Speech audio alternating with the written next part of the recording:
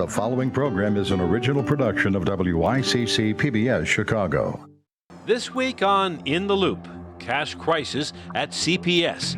The huge hole in the Chicago Public Schools budget means principals and teachers are taking matters into their own hands. CPS is bankrupt. CPS is in huge trouble. It's sad that a community-based organization has to rally resources to do enrichment programs. More than 700 days without a state budget. Hundreds protest, dozens are removed from the Capitol as frustrations boil over after legislators fail again to make a deal. People are angry because they're hurting. And Stephanie's Law.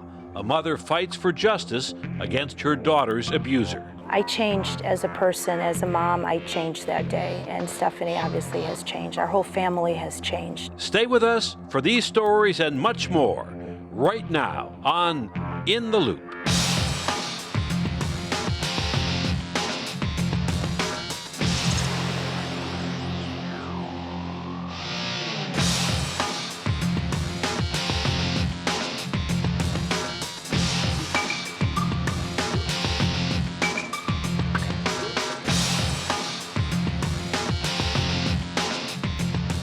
Good evening. I'm Chris Bury. This week, Chicago Public Schools CEO Forrest Claypool insisted schools will open on time this fall. That he even had to make such a statement speaks to the financial mess that CPS is in. The state owes CPS nearly $500 million as the district struggles financially. Some Chicago public schools are now even relying on charity. They are turning to nonprofit organizations to meet some of their basic needs for students. All right, so we've got boxes here. We obviously have glue. Carlos Nelson is the president of the Greater Auburn Gresham Development Corporation. During the last 10 years, his organization has helped raise $5 million in private funds to help 5 elementary schools on Chicago's South Side. Instead of us allowing the schools to flounder as underperforming schools, we've decided to find private partners, foundations, and other funders, corporate partners as well, to rally resources to invest in the kids, their families, and the teachers. This school year alone, CPS officials slashed $46 million from public schools' budgets as they scrambled to fill the $467 million hole left in the district's finances by the budget deadlock in Springfield. Nelson says the cuts have intensified the need for basic tools in neighborhood schools. The need for supplies is pretty dire. In fact, here in our office, we've gathered scores of boxes of supplies that are going to the school, and these supplies extend, pencils, paper, books.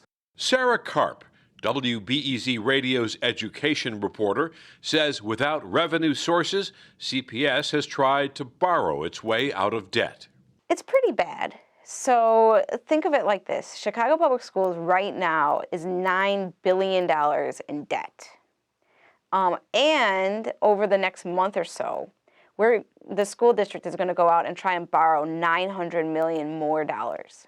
The borrowing plan includes Mayor Emanuel's proposal to get $389 million as a short-term loan backed by payments the state owes CPS. It's a short-term solution for a short-term problem created consciously, woefully by the governor in a situation to create political pressure.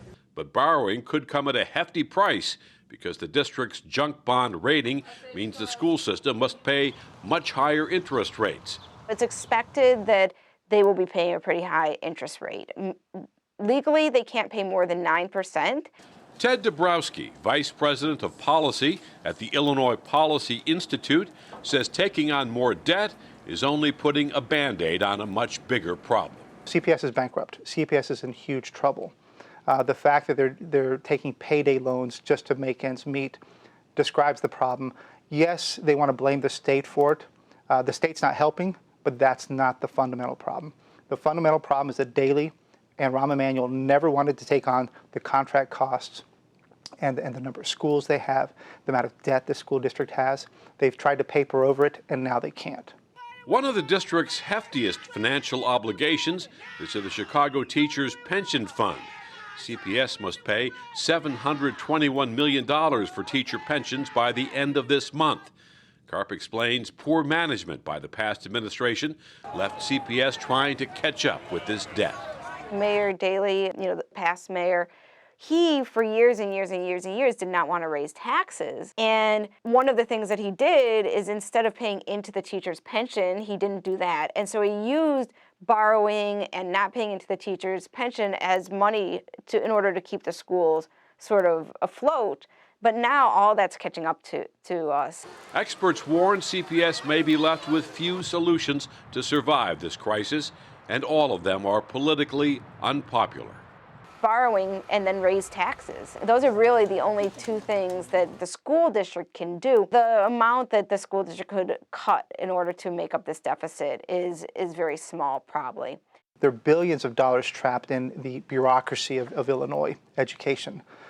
Billions are trapped in pensions. Pensions are out of control. And if we don't fix pensions, nothing really matters. As the debate rages, Nelson and his organization will continue to provide much-needed help to Chicago's public schools. It's sad that a community-based organization has to rally resources to do enrichment programs and math and reading literacy programs when one would think that the public education system would provide those same services. And joining us to further discuss this topic and more of the week's trending stories are Angela Hamilton, Director of Human Capital for the Chicago Urban League, Eric Cohn, Marketing Manager at the Illinois Policy Institute, and Maudlin Edhedrika, reporter and columnist for the Chicago Sun-Times. And welcome to everybody. Angela, let me start with you. So CPS is going to borrow more money. Is there any other good solution, a way out of this mess? I'm not really 100% sure about that.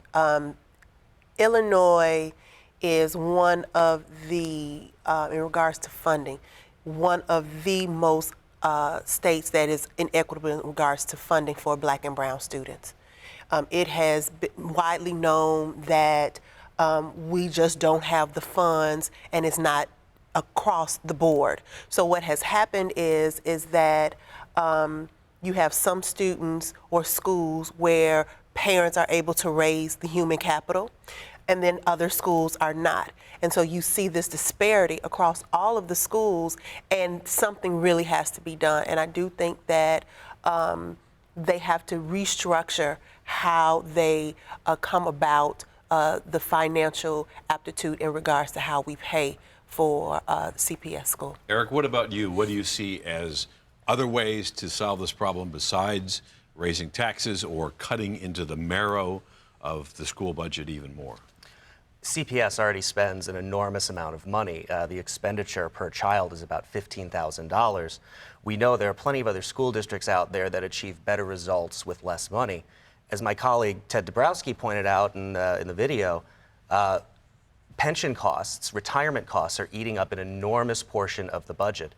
And neither Mayor Daley nor Mayor Emanuel was willing to have the hard conversation about restructuring the contract that they have with the Chicago Teachers Union, which is going to be necessary if we're going to get out of this. Maudlin, is that a politically tenable solution here in Chicago?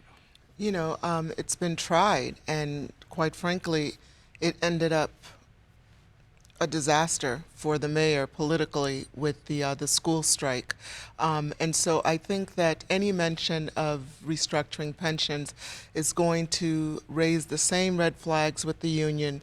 And unfortunately, unless and until we restructure pensions across the board, there is no big solution here. There is no other solution but to raise the taxes.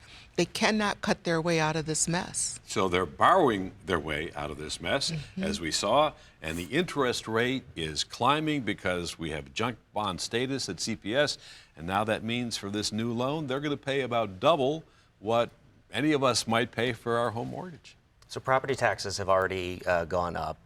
Illinoisans pay some of the highest property taxes in the entire country. If CPS were to default on any of their junk bonds, it would be backed up by an automatic property tax increase. We know that people are fleeing not only the city of Chicago, but the state of Illinois.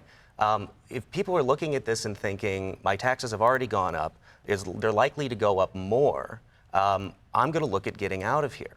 That's what's going to happen if we continue to pursue the idea of raising taxes as a solution to this. It's not a solution. Well, as we heard in the opening setup piece, Angela, Mayor Emanuel is upset at Governor Rauner for one of the things, vetoing about $200 million at the end of last year that would have gone to Chicago public schools. Is that going to solve the problem? I mean, going back at the state and trying to get this money, they've already rejected changing the funding formula. The state has a fiduciary responsibility in releasing and creating and balancing a budget. The fact that we have gone so many years without a budget is just amazing. I do not understand how we are actually functioning in the way that we are. And the fact of the matter is that because it has a fiduciary responsibility in supporting our schools, that should be done. We would not be in such of a hole if we were able to move the budget along. Rauner said when he was running that he wanted to do certain things, and he has stuck to his guns. I think that people thought that once he got in office that he would see how things would go and he would change his mind. That has not happened, and we have been held hostage. In the meantime, the clock ticked down to the bewitching hour last night in Springfield, the last day of the session without a budget deal. Democrats said new talks would continue this month, but Governor Rauner called the failure a dereliction of duty, and what he said was designed for media showboating. Let's listen to the governor. Don't go through a process of just trying to create phony headlines around the state. Get here in Springfield, pass a truly balanced budget with structural changes to grow more jobs and protect our taxpayers, especially our property taxpayers. The people of Illinois deserve this. They need this. Let's get this done. Well, they didn't get it done. Maudlin, why not? It's so easy to say that this blame lies at the feet of Governor Rauner. But at this point in the game, it is Madigan, it is Rauner, it is the entire state government. It is Madigan, it is Rauner. It is a disaster. We are the laughing stock. There is no reason whatsoever that we should be limping along with no state budget, except that those two men are playing games with the lives of the people of Illinois who need a budget for education, for social services. It is absolutely insane. Well, is the state being held hostage, Eric, by the egos of these two politicians? No, I think it's being held hostage by the reality of the fiscal problems of the state of Illinois. The lack of a budget now going on 3 years is not the problem itself. It's not the disease. It's a symptom of the disease. That we have not had a constitutionally mandated balanced budget since 2001. We have a $130 billion unfunded pension liability. We have an enormous load of debt. And we don't have politicians in Springfield who are serious about addressing the structural issues that underlie the budget crisis. And until they're going to get serious about that, they can pass a larger tax hike, more borrowing, and more people are going to continue to flee Illinois because they're not going to fix the underlying problem. Angela, want to weigh in on this one?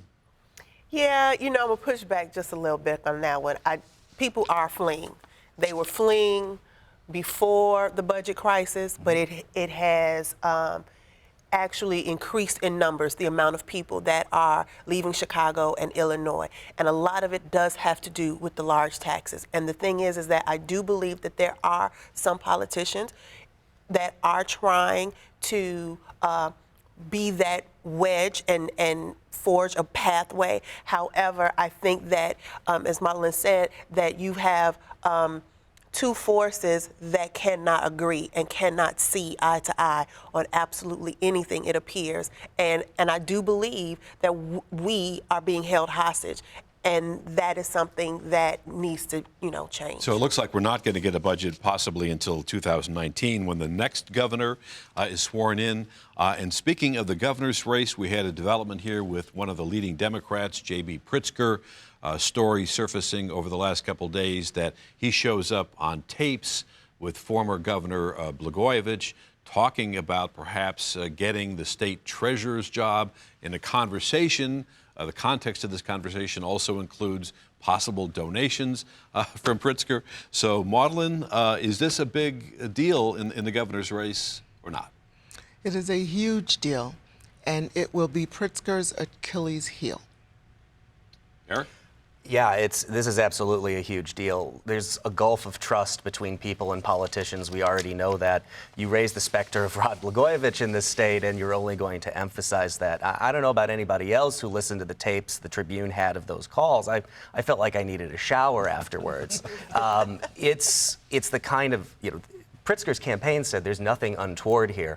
I'll let people listen to those tapes and decide for themselves if it sounds like there's something untoward, if it just sounds like business as usual in Illinois of politicians doing this kind of thing. Yeah, Angela, does it sound like a quid pro quo or just a couple of politicians talking about what ifs and maybes?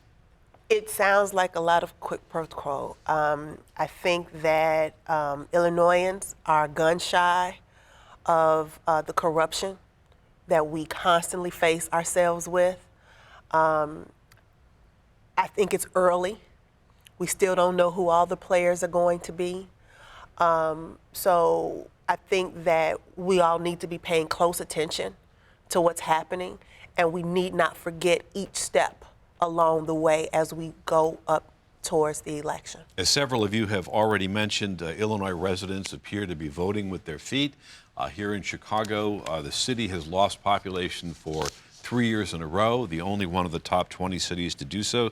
African Americans in particular are leaving Chicago.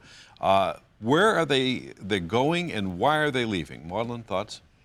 At the same time that the numbers of African Americans have been decreasing in some of the most violence-impacted neighborhoods, the numbers of African Americans have been increasing in the south suburbs. So we are seeing African Americans moving to the outlying suburbs. This is a problem that's not going to change. This is a problem that's going to continue, one, because of the state budget crisis, two, because of the city's violence crisis. Well, you point to that violence, and the two neighborhoods that people are fleeing most are Englewood on the south side and Austin on the west side. And Eric, does that correlate directly to the violence in those places? I think that question answers itself to a great extent. We see people, there's two stages of exodus. We see people moving out of the city of Chicago, some of them going out into the collar counties, out a little further than that, and we see people exiting the state. One person leaves Illinois every 5 minutes right now. 50% of people polled by the Paul Simon Public Policy Institute said they wanted to leave. 17% of homeowners in Illinois are significantly underwater. The people leaving right now are the ones who can afford to. Ask yourself the question, if more people could afford the cost of getting out, what would our out-migration crisis really look like? It'd be a lot worse than it is now. Although it is a mixed picture, Angela, because as African Americans are leaving, the same report said more whites are moving and they're moving closer to downtown. What are the implications of that for Chicago? Well, you have to look at the income disparity. African Americans make less than their white counterpart. And with the taxes that are going up, that have to go up because of budget stalemates, because of deficits, you have to be able to live where you can afford. And we have taxes on everything: water, movies. Soda, beginning next month. You look at it, there's a tax on it. So with that being said, when your income disparity is much less than your counterpart, you have to be able to move where you can afford. And unfortunately, it does mean that people are moving to these areas that have more violence-prone tendencies. And so the bottom line is that Chicago, the Chicago Urban League, we just put out a report talking about the disparities across Chicago. That has not changed. It is just re-energizing itself in a different form and fashion. So we really, this is again something that we have to be watching, we have to be paying attention to, because it's not going away. It just isn't. You know, Chicago has always been a lively journalism town, a newspaper town. When I was growing up here, we had 4 daily papers. Now we're getting down to 2, and Trunk has put in a bid for the Chicago Sun-Times, and the Department of Justice wants a few more bidders to look at it. But Maudlin, you work at the Sun-Times. What's the thinking there among reporters and writers and columnists about the idea of Trunk purchasing the Sun-Times, and does it mean we're going to get to a one newspaper town? You know, I'm going to decline comment. I really don't speculate on what's going to happen in the future. We're waiting to see, and I think I'll defer to my colleagues who want to speculate on that. Who wants to take a shot at that one, Eric? I mean, if Trunk does buy the Sun-Times, they have said, by the way, they're going to keep their newsroom separate. We've also seen that promise in other cities that hasn't basically fallen through. You know, I can't predict the future. I certainly can't predict the future of journalism. If I knew the answer to the crisis that exists in journalism right now, I probably wouldn't be here. I'd be sitting on a beach somewhere sipping a Mai Tai. So I don't know exactly what will happen. There's a gulf of trust that exists between people and the media right now, which is understandable on some aspects and also unfortunate. We've been talking about all of these issues that have faced the state of Illinois. In my opinion, I don't know that a lot of these journalistic entities have been there telling the full story for the whole time. So I don't find it surprising that people don't trust the media, but I don't know if we end up as a one newspaper town and really what that means. Angela, we have 10 seconds. Sad day if we become a one newspaper town? I think it'll be a sad day. I think the more news we have, the more information we have, and that allows people to be more informed in a different perspective. Well, now look at another story that sits before lawmakers in Springfield. New legislation is putting sex offenders and registry laws under the microscope in Illinois. We bring you the story of 2 mothers who are fighting for change in different ways. I changed as a person, as a mom. I changed that day. Tina Estepar has returned to Chicago in yet another attempt to bring justice for her child. She rustles through a folder of papers detailing the devastating 2011 sexual assault on her daughter Stephanie, who was just 15 at the time. Estepar says her daughter's abuser was a neighbor and family friend who was nearly twice her age. He was supposed to take her to his daughter's cheerleading competition, and they never went. He had her in the room, in the basement, in the bedroom for 3 hours, with his 2-year-old son in the room, watching. The neighbor was ultimately charged and convicted of misdemeanor battery instead of a harsher crime. There was lack of evidence, so they had to go with what they had. The crime, though legally considered sexually motivated, slipped through what Estepar describes as a loophole in the system. Her daughter's abuser was not required to register as a sex offender in Illinois. We had asked the state's attorney to register him on the sex offender registry. The judge said that in the state of Illinois, battery is not considered a sex offense. Estepar says this incident illustrates how current state law can leave children vulnerable. It's like reporting a crime. If you do not report the crime, that person is free to reoffend again, whatever they're doing. The state of Illinois is doing the same thing. They're hiding the crime of what the perpetrator did. Since the incident, Estepar has gathered more than 300 letters from law enforcement, school, and park district officials in support of a bill that Estepar calls Stephanie's Law. Stephanie's Law, known as House Bill 816, would let judges decide if an individual convicted of sexual battery must register as a sex offender. The bill has more than 70 sponsors, but still has not been passed into law. More than 29,000 people are listed on the Illinois Sex Offender Registry. The public online database shows where registered sex offenders live. Those on the list are banned from being within a certain distance of schools, parks, and other areas frequented by children. State Representative Mark Batnick, one of the co-sponsors, also has other concerns. Under the current database, sex offenders are not classified by the severity of their crimes or their risk to the public. Clearly, all sex crimes aren't the same. Looking at something on the computer is certainly different than attacking a minor in a park, which is different than, two teenagers who do something consensually. And that is an aspect of the law that needs to be looked at. Carol Nastekis of Oak Forest sees the problem from a different point of view. She fears those with intellectual and developmental disabilities, or IDD, like her son, are vulnerable to being labeled as sex offenders in cases where they are also victims. He was coerced by a neighbor to participate in an act with an underage female. So at which point he was arrested with the neighbor and prosecuted.